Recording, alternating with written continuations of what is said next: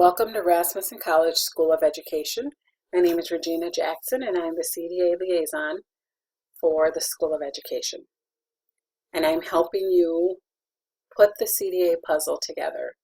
This is session 1 and we're just going to begin to talk about what is the CDA.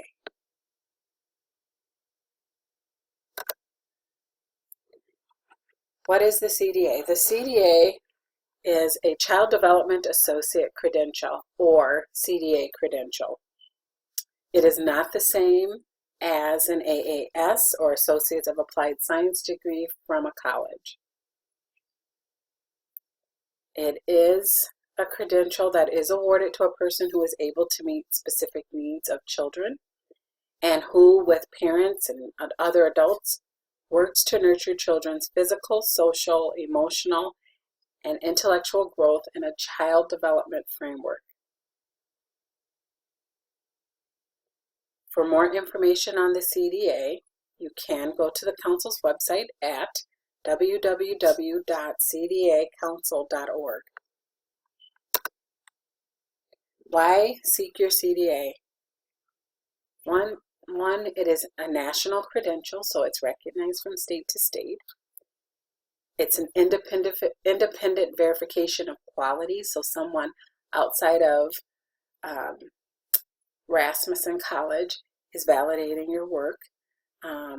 It also validates your work and accomplishment with young children in the classroom. It provides evidence of professional commitment to the field of ECE, early childhood education. By the time you finish this CDA credential, it really does send a positive message that you are committed to working with young children and their families. It's a good first step in continuing your educational goals.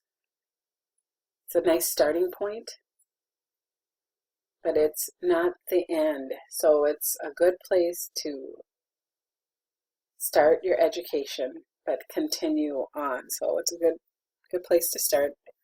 And just keep in mind it is a baseline qualification.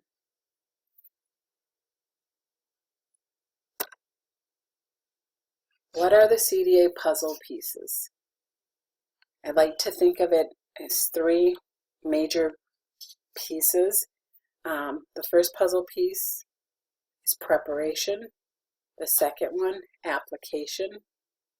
The third piece, demonstrate, or what they call verification visit.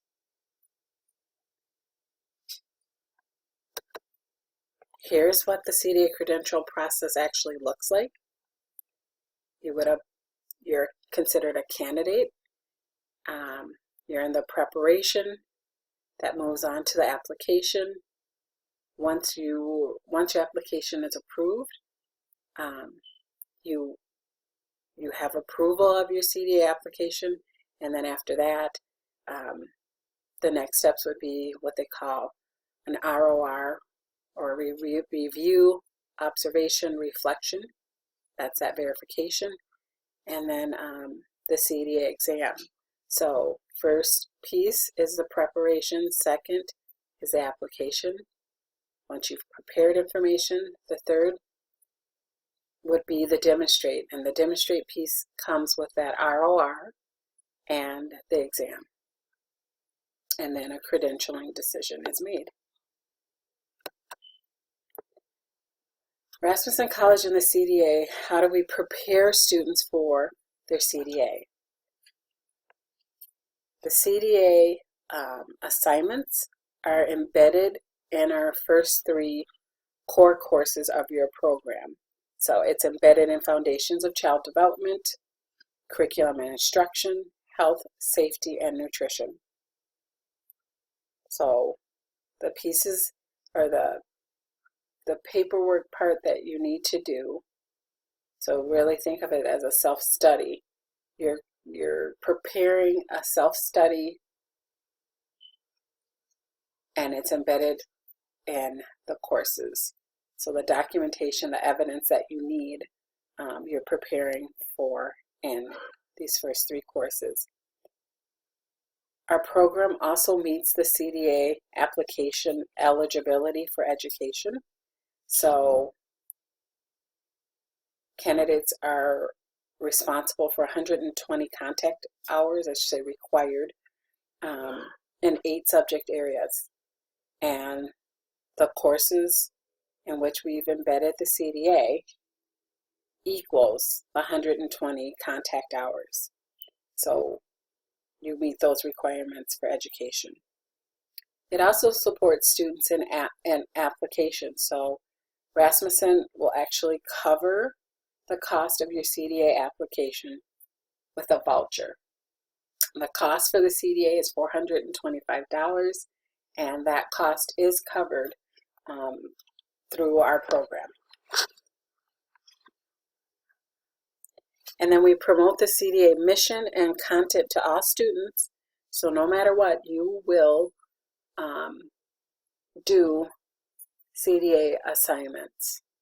So regardless of your application plans, whether you plan to seek your CDA or not, you will have CDA assignments that you will have completed. Here's just a nice picture of how the CDA is embedded in our courses. So it's in Foundations of Child Development. There are a couple of resource collection items that you will do. The Early Childhood Curriculum and Instruction course has resource collection items and reflective statements of competence. And Health, Safety, and Nutrition has a number of assignments that you will complete. And it's the training course hours itself. Those are documented. You would print that off. Resource collection items, reflective statements, professional philosophy, family questionnaires. You will also choose a PD specialist at that time. You will actually apply during the Health, Safety, and Nutrition course if that's what you're interested in, and then education verification.